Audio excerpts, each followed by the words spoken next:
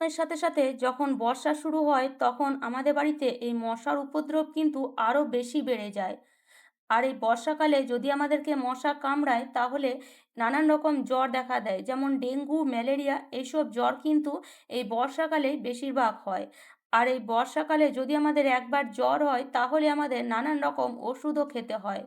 আর এই ওষুধ না খাওয়ার জন্য আমরা কি করি, তখন নানান রকম কেমিক্যালযুক্ত ওষুধ, মস্কুইটো, মর্টিন এসব জিনিস ব্যবহার করি। কিন্তু এগুলো আমাদের শরীরের জন্য একদমই ভালো নয়। এগুলো আমাদের শরীরে বিশাল ক্ষতি করে। যদি বাড়িতে ছোট বাচ্চা থাকে বা বয়স্ক মানুষ থাকে তাহলে তো এই মর্টিন বা মস্কুইটো বা কোনো ধোঁয়াদার জিনিস একদমই মশা তাড়ানোর জন্য ব্যবহার করা উচিত নয়। তো তাই আজ আমি আপনাদের জন্য নিয়ে এসেছি মশা তাড়ানোর একদম সহজ ও ঘরোয়া দুটো পদ্ধতি। এই দুটো পদ্ধতির মধ্যে যে কোনো একটা পদ্ধতি আপনারা ইউজ করে দেখুন, 100% কাজ করবে আর আপনার বাড়িতে একটাও মশা থাকবে না। তো এই মেডিসিন খাওয়ার থেকে যদি আমরা মশা তাড়ানোর কাজে ব্যবহার করি তাহলে আমাদের আর মেডিসিন খেতে লাগবে না। আর আমাদের বাড়ি ছেড়ে সব মশা কিন্তু 100% পালিয়ে যাবে। তো চলুন তাহলে আজকের টিপসটি শুরু করা যাক। তো প্রথমেই দেখুন, এখানে আমি নিয়ে নেব কিছুটা পরিমাণ মেডিসিন।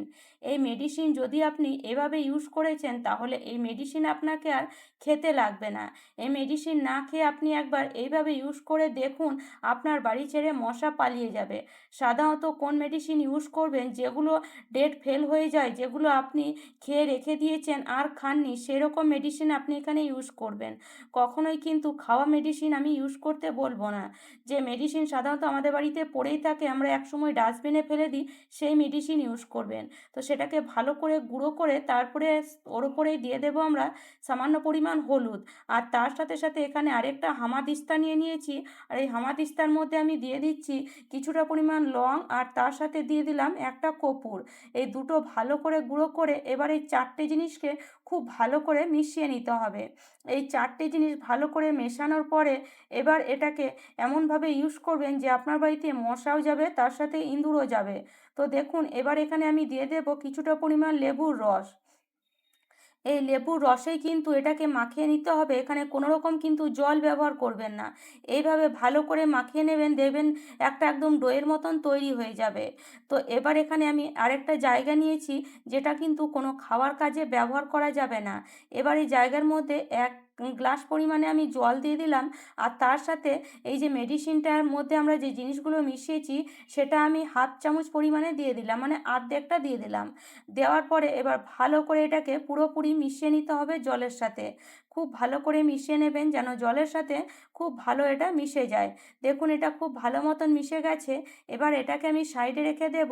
আর এই যে বাকি যে মেডিসিনটা আছে এর মধ্যে আমরা এবার দিয়ে দেব কিছুটা পরিমাণ আটা। এই কিছুটা আপনার পরিমাণ বাড়ি ছেড়ে আটা যদি এর ইঁদুরও মধ্যে যাবে, ইউজ তার সাথে করেছেন। আরশোলা যাবে, আর মশা, মাছি, পিঁপড়ে, টিকটিকি সব পোকামাকড়ই কিন্তু আপনার বাড়ি ছেড়ে পালিয়ে যাবে। কেননা এর মধ্যে এতটাই পাওয়ার থাকে যে বাড়ি ছেড়ে সব ধরনের পোকামাকড় পালিয়ে যায়। তো দেখুন, এবার আটাটাকে ভালো করে মিশিয়ে এরকম ছোট, ছোট বল তৈরি করে নেব। এরকম ছোট, ছোট বল তৈরি করলে ইঁদুরেরও খেতে সুবিধা হয় আর আরশোলাও কিন্তু খুব সহজে খায়।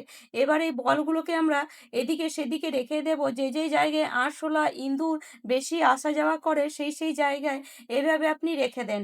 সেটা গ্যাসের ওপরে হতে পারে, গ্যাসের নিচে হতে পারে বা আপনার রান্নাঘরের যেকোনো জায়গায় হতে পারে। এইভাবে যদি আপনি রেখে দেন তাহলে দেখবেন ৩ থেকে ৪ দিনের মধ্যে সব পোকামাকড় কিন্তু আস্তে, আস্তে বাড়ি ছেড়ে পালিয়ে যাচ্ছে। এবার যে জলটা আছে এটাকে আমরা একটা স্প্রে বোতলের মধ্যে নিয়ে নেব। আর এই জলটাকে আমরা কিভাবে কাজে লাগাবো সেটা কিন্তু অবশ্যই দেখবেন। তো জলটা আপনি কি করবেন, সাধারণত বিকেলবেলায় বা সন্ধেবেলায় পুরো বাড়িতে এইভাবে স্প্রে করে দেবেন। এইভাবে যখন স্প্রে করবেন দেখবেন ২ থেকে ৩ দিনের মধ্যে মশা তো যাবেই যাবে, তার সাথে, সাথে নানান রকম পোকামাকড়ও কিন্তু বাড়ি ছেড়ে পালিয়ে যাবে। আর এই পোকামাকড় যদি একবার আমাদের বাড়ি ছেড়ে চলে যায় তাহলে কিন্তু দ্বিতীয়বার আর আসবে না। কেননা তারা জানে আপনার বাড়িতে কি জিনিস আছে। সেই স্মেল কিন্তু তাদের কখনোই সহ্য হবে না। তো চলুন ২য় টিপসটা দেখে নেওয়া যাক। তো ২য় টিপসটির জন্য দেখুন এখানে আমি নিয়ে নিয়েছি একটা জায়গার মধ্যে কিছুটা পরিমাণ জল, মোটামুটি ১ গ্লাসের মতন জল নিয়েছি। তার সাথে এখানে আমি দিয়ে দেব কিছুটা পরিমাণ লেবুর রস। তো ১ চামচ পরিমাণে লেবুর রস এই জলের মধ্যে দিয়ে দেব। এই জলের মধ্যে লেবুর রস দিলে কিন্তু জলের মধ্যে একটা স্মেল চলে আসে, যেটা কিন্তু কখনোই মশা মাছি সহ্য করতে পারবে না। আর তার সাথে, সাথে এখানে আমরা কিছু জিনিস মেশাবো, যেমন ১ম এ আমি দিয়ে দিচ্ছি এখানে কিছুটা পরিমাণ শ্যাম্পু। এই শ্যাম্পুর মধ্যে একটা স্মেল আছে, যখন আমরা মাথায় শ্যাম্পু করি একটা স্মেল তো কিন্তু বেরিয়ে আসে। সেই স্মেল কিন্তু কোনো পোকামাকড় বা মশা মাছি সহ্য করতে পারে না। তো এই শ্যাম্পু দেওয়ার পরে এবার এখানে আমরা দিয়ে দেব কিছুটা পরিমাণ মাচিস। এই মাচিসের যে বারুদটা আছে তার মধ্যে ফসফরাস আছে, যেটা কিন্তু কোনো রকম পোকামাকড় সহ্য করতেই পারবে না। সেজন্য এই মাচিস এই জলের মধ্যে দিয়ে ভালো করে এবার এটাকে মিশিয়ে মোটামুটি ০.৫ ঘন্টা মতন ছেড়ে দেন। ০.৫ ঘন্টা ছেড়ে দিলে দেখবেন এই যে মাচিসটা আছে ভালো করে জলের মধ্যে মিশে যাবে। মানে যে বারুদটা আছে সেটা কিন্তু ভালো করে গলে যাবে আর জলের মধ্যে মিশে যাবে। তো ০.৫ ঘন্টা পর দেখুন বারুদটা কিন্তু জলের মধ্যে এখন মিশে গেছে। আর এই কাঠির মধ্যে এখন কিন্তু আর বারুদ নেই। এবার এই কাঠিগুলোর আর কাজ নেই। এই কাঠিগুলো এবার আমি তুলে নেব। এবার এই জলের মধ্যে আমি দিয়ে দেব সামান্য একটু ডেটল। এই ডেটল আমরা সাধারণত পোকামাকড় তাড়ানোর কাজে ব্যবহার করি। কিন্তু বেশি পরিমাণে আমাদের লাগে। তবে এই ধরনের জল বানালে কিন্তু আপনার আর বেশি পরিমাণে ডেটলও খরচা হবে না। তো সামান্য একটু মোটামুটি ১/২ চামচের মতন ডেটল এখানে দিয়ে দেন। দেখবেন এর জলটা খুব কড়া তৈরি হয়ে যাবে। এতটাই কড়া হবে যে আমাদের বাড়ি ছেড়ে সব ধরনের পোকামাকড় পালাতে বাধ্য হবে। তো জলটার মধ্যে এবার এখানে আমরা আরো দুটো জিনিস মেশাবো। যার কারণে আমাদের বাড়িতে একটাও পোকামাকড় থাকবে না। তো এই জলের মধ্যে এবার এখানে আমরা মিশিয়ে দেব কিছুটা পরিমাণ লবঙ্গ। দেখুন এই যে কিছুটা পরিমাণ লবঙ্গ নিয়েছি, এই লবঙ্গ এবার এই জলের মধ্যে দিয়ে দেব। মোটামুটি ১০ থেকে ১২ পিস লবঙ্গ দেবেন। তার সাথে এখানে কিছুটা পরিমাণ মানে ১ টুকরো পরিমাণ কপুর। ১ টুকরো পরিমাণ কপুর যদি দিয়ে দিয়েছেন তাহলে এই জলের স্মেলটাও খুব সুন্দর আসবে। আর তার সাথে, সাথে পোকামাকড় পালিয়ে যেতে আপনার বাড়ি ছেড়ে বাধ্য হবে। কপুরের স্মেল আর লবঙ্গের স্মেল কোনো রকমের পোকামাকড় কিন্তু সহ্য করতে পারবেই না। ০.৫ ঘন্টা আবার ছেড়ে দেব। ০.৫ ঘন্টা পর এভাবে জলটাকে ছেঁকে নেব। জলটাকে যখন ০.৫ ঘন্টা পর ছাঁকবেন দেখবেন জলটা আরো কড়া হয়ে গেছে। একদম জলের স্মেলটা আরো কড়া লাগছে। এবার এই জলটাকে আপনারা একটা স্প্রে বোতলের মধ্যে ঢেলে নেন। এইভাবে জলটাকে যখন স্প্রে বোতলের মধ্যে ঢালবেন, এই জলটাকে আপনারা ৭ থেকে ৮ দিন রেখে দিতে পারবেন। ৭ থেকে ৮ দিন রেখে জলটাকে পুরো বাড়িতে ৭ থেকে ৮ দিন স্প্রে করে দেখুন। একটাও পোকামাকড় আপনি দেখতে পাবেন না। মশা, মাছি, আরশোলা, পিঁপড়ে, টিকটিকি সব ধরনের পোকামাকড় বাড়ি ছেড়ে পালিয়ে যেতে বাধ্য হবে। কেননা এই জলের মধ্যে যে জিনিসগুলো আমরা মিশিয়েছি কোনো ধরনের পোকামাকড় কিন্তু কখনোই সহ্য করতে পারবে না। তো দেখুন এভাবে পুরো বাড়িতে আপনি বিকালবেলায় বা সন্ধ্যেবেলায় স্প্রে করে দেখুন।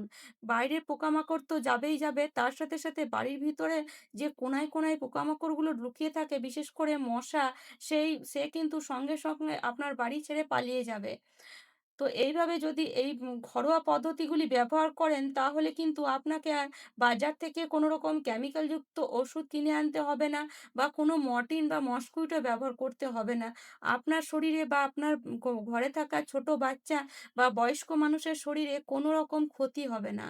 আর এই ঘরোয়া পদ্ধতি ইউজ করলে আস্তে, আস্তে দেখবেন পোকামাকড় আর আপনার বাড়িতে ঢুকছেই না। ৫ থেকে ৬ দিন ইউজ করে দেখুন 100% রেজাল্ট পাবেন। তো আশা করি বন্ধুরা আজকের টিপস দুটি আপনাদের কাজে আসবে আর দুটোর মধ্যে যে কোনো একটা টিপস আপনি ইউজ অবশ্যই করে দেখুন।